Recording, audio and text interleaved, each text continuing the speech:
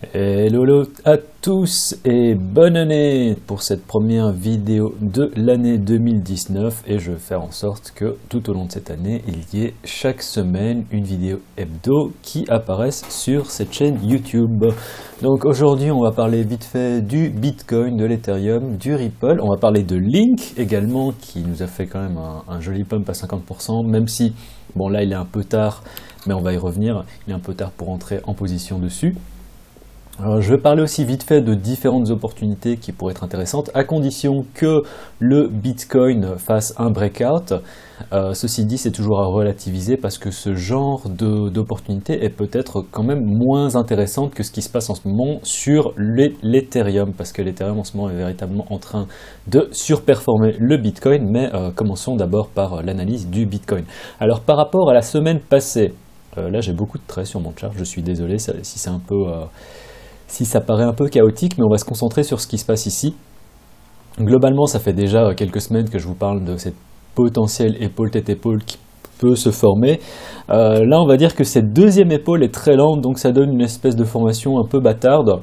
Mais ce qui est important de noter, en fait, c'est surtout qu'ici, on a une volatilité en fait, qui est assez resserrée et que ça fait déjà depuis 9 jours, peut-être même plus.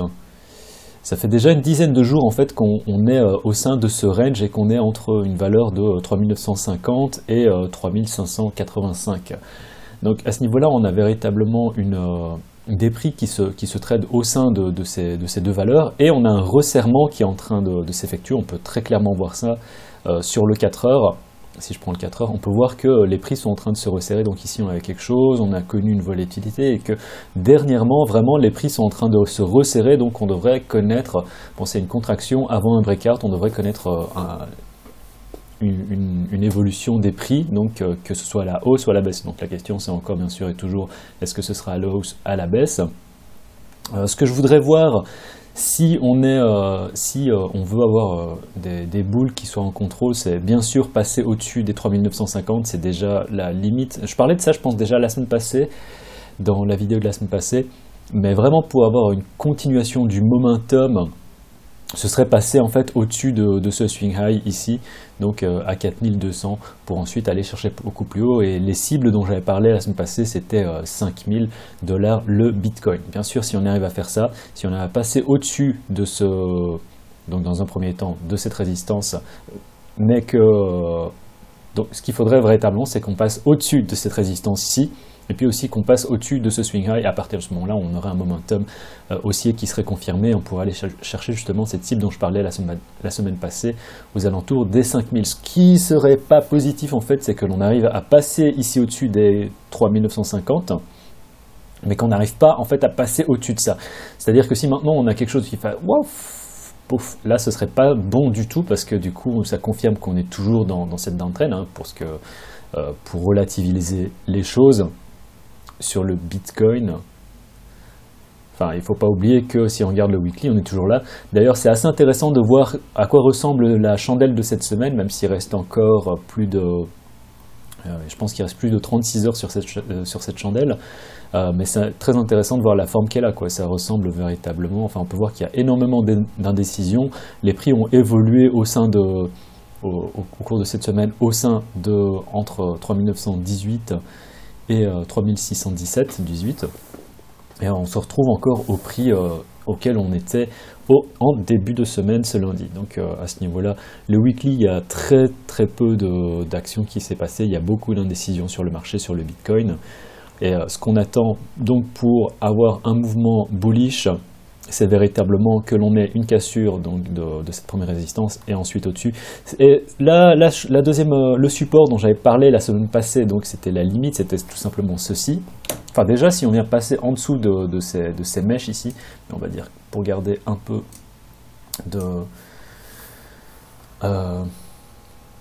d'espace, un peu de sécurité, on va dire tout simplement, si on passe en dessous des 3560, pour moi, si on vient faire une cassure claire et nette, bah, là c'est clair qu'on va très probablement venir rechercher des plus bas aux alentours des 3200, voire plus bas, peut-être même 3000 en fonction de ce qui se passe.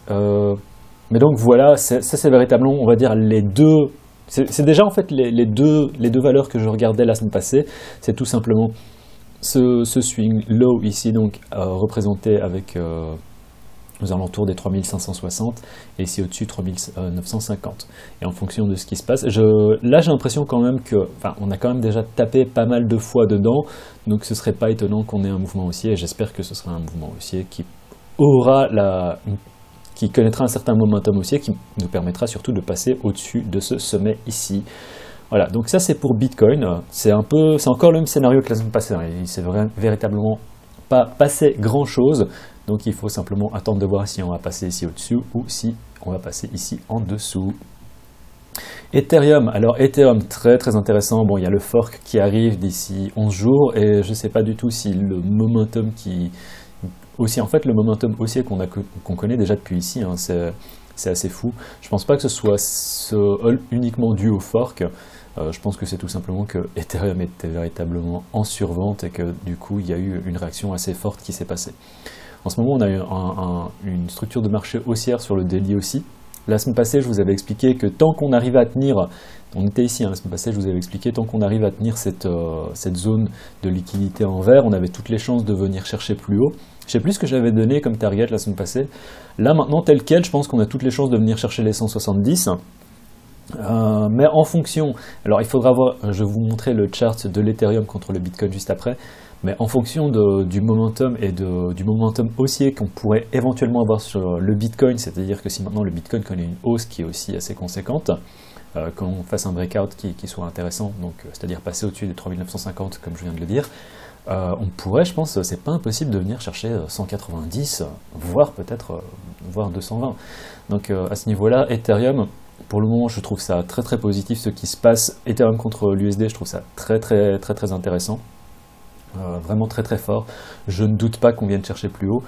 Ceci dit, c'est à relativiser bien sûr avec le chart de l'Ethereum contre le Bitcoin. Si on regarde ce chart, on peut voir qu'on est quand même... on est dans un mouvement qui est monté quand même très très haut et ce serait pas impossible qu'on ait un retour de bâton donc en ce qui concerne l'Ethereum contre le Bitcoin. Donc est-ce que Ethereum va pouvoir continuer à surperformer le Bitcoin? Ça reste à confirmer. On va dire que véritablement pour le moment on est dans un mouvement haussier qui pourrait s'essouffler à tout moment parce qu'ici on arrive dans cette énorme zone de liquidité. Et ça pourrait être assez problématique pour l'Ethereum. Enfin, problématique entre guillemets, c'est-à-dire tout simplement qu'en fonction de ce qui se passe sur le Bitcoin, eh ben, on pourrait avoir un Ethereum qui sous-performe éventuellement le BTC, ce qui serait pas étonnant parce que là, on peut voir que ça fait déjà depuis le 21 décembre qu'on a un Ethereum qui surperforme le Bitcoin. Donc avoir un pullback, ce serait tout à fait normal, ce serait tout à fait sain aussi sur l'Ethereum. Donc voilà, passons directement au Ripple XRP. XRP, donc contre le Bitcoin, on va regarder aussi directement après contre une valeur fiat, je vais regarder contre l'euro. XRP, pour le moment, on est toujours dans cette tendance haussière, hein, si on regarde, on a un sommet, un creux, sommet, creux, et à chaque fois on va de plus en plus haut. Donc pour le moment, on va dire que tant qu'on tient, on pourrait dire qu'on est dans un range hein, ici. Donc ceci c'est le haut du range, ici on a le milieu du range. Et tant qu'on tient en fait ici cette zone, si on regarde sur le 4 heures, je pense que c'est même un peu plus clair. Voilà, c'est ça. On peut voir ici que ça nous a servi de support, de résistance, de support. On est un peu en dessous du support. Et ici on a une zone de liquidité. Tant qu'on tient cette zone, on n'a pas trop de soucis à se faire. La question c'est que, bon ben voilà, XRP, on peut voir que ce qui s'est passé ici, ça a pris quand même pas mal de temps d'avoir à nouveau un mouvement haussier. Donc peut-être qu'on va entamer encore quelque chose de similaire. Mais en attendant, on est toujours dans un mouvement haussier sur le Ripple. Et je me fais pas trop de soucis tant qu'on tient cette zone verte et surtout ce support ici. Donc pour moi, tant qu'on ne passe pas en dessous des 9000, il n'y a pas trop... Enfin là c'est déjà un peu dangereux, on va dire, mais je ne m'inquiéterai pas tant qu'on ne vient pas véritablement faire une cassure claire et nette des 9000. En dessous de ça, ce serait véritablement dangereux, ce serait problématique, mais pour le moment, on n'y est pas encore, donc Ripple, pour moi, pas trop de soucis. Ripple contre l'euro... On peut voir aussi un Ripple, si on regarde sur le daily XRP contre les valeurs fiat, aussi on a quelque chose, on a un resserrement véritablement des prix qui est en train de s'effectuer. Donc en fonction du mouvement qu'on a sur le Bitcoin, on peut avoir pas mal de valeurs qui d'un seul coup pourrait monter également. C'est le cas par exemple de Ripple, bon c'est bien sûr le cas d'Ethereum, du Litecoin aussi, on pourrait regarder Litecoin après, mais c'est également le cas de Monero. Monero, il faudrait que je retrouve le chart contre le Bitcoin. On est contre le chart du Monero contre le Bitcoin. J'espère ne pas faire une vidéo trop longue. On peut voir qu'on est en train de former un double bottom ici. Donc en fonction de ce qui se passe, on pourrait éventuellement continuer à monter plus haut, donc surperformer le Bitcoin. Le Monero aussi, on peut voir, on a cette formation d'épaule tête épaule en biais qui pourrait aussi nous donner des résultats qui sont assez intéressants. Et c'est le cas en fait pour pas mal de valeurs finalement, hein. On a Cardano, on peut voir aussi, on a quelque chose d'intéressant. Lumens, alors Lumens contre le BTC, on peut voir qu'on est pile poil en train de former aussi un double bottom ici. Si on arrive à faire une cassure, ça pourrait être indicateur de quelque chose qui pourrait nous emmener vers le milieu du range. Et bien sûr, si on surperforme le Bitcoin avec Lumens contre USDT aussi, ce serait très intéressant. C'est également, tant qu'on tient aussi ce support ici, pour moi il n'y a pas de souci. Donc du coup, il y a énormément de choses qui pourraient se passer. C'est le cas également sur ICX. C'est également le cas sur Neo. Neo, on dira, je vais vous montrer ça après. Donc on peut voir, hein, ici c'est quand même assez clean.